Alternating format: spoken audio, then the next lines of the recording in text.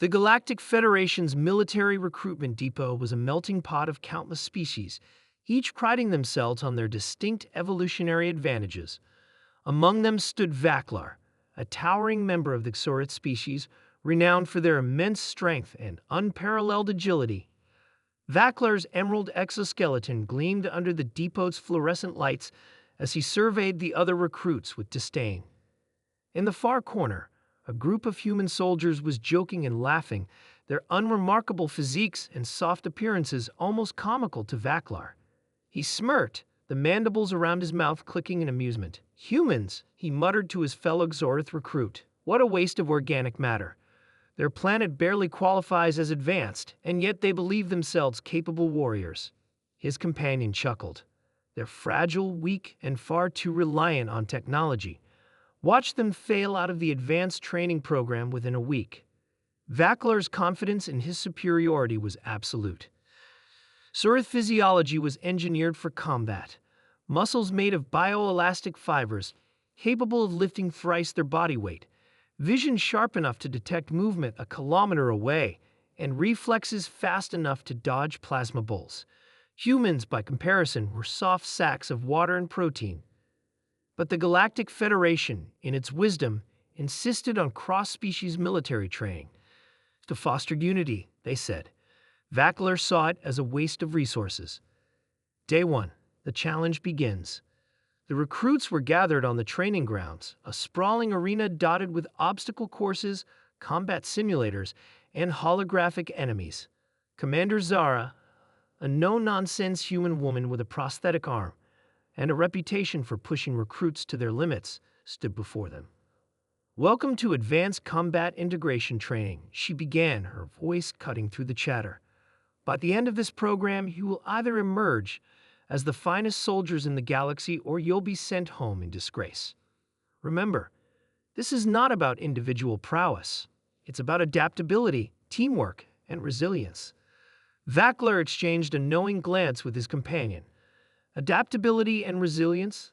Clearly, traits meant for weaker species. Xoriths excelled in raw power and precision, no need for soft skills.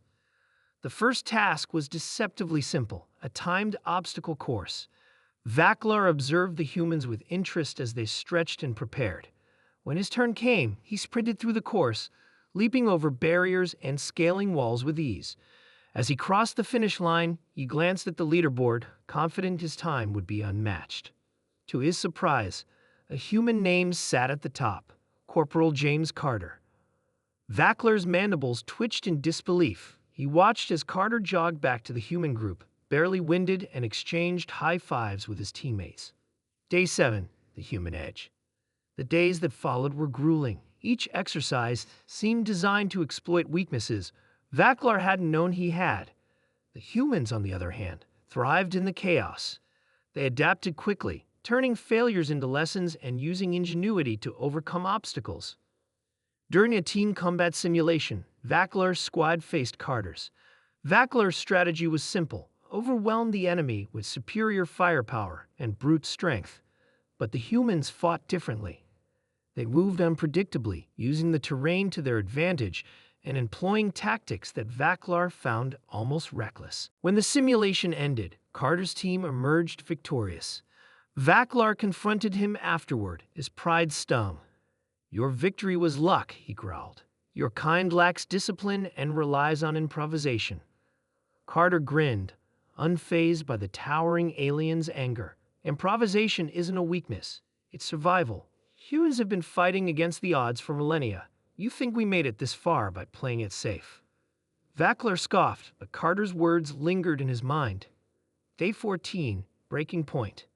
The next challenge was a grueling endurance test, a 48-hour survival simulation on a hostile jungle planet. The recruits were dropped in small groups with limited supplies and tasked with reaching an extraction point while avoiding predator drones and environmental hazards.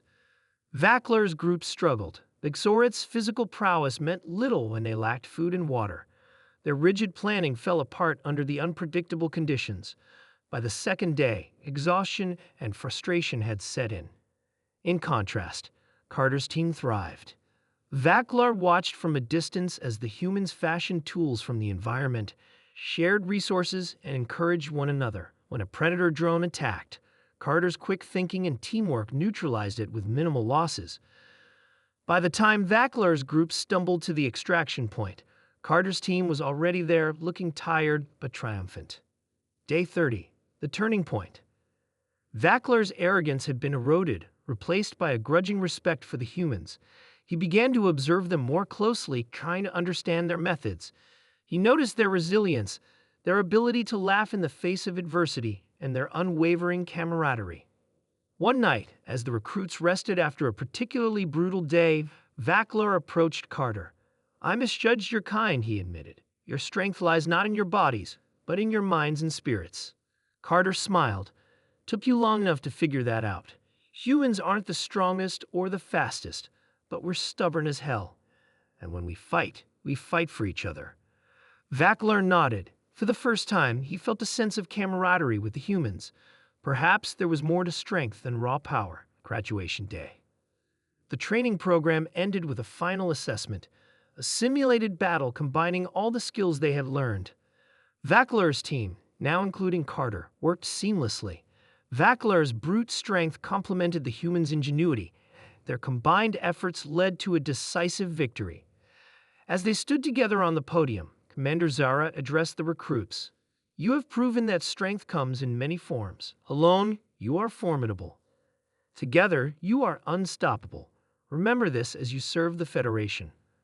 Vaklar glanced at Carter, a newfound respect shining in his multifaceted eyes. "Perhaps humans are not so fragile after all," he said.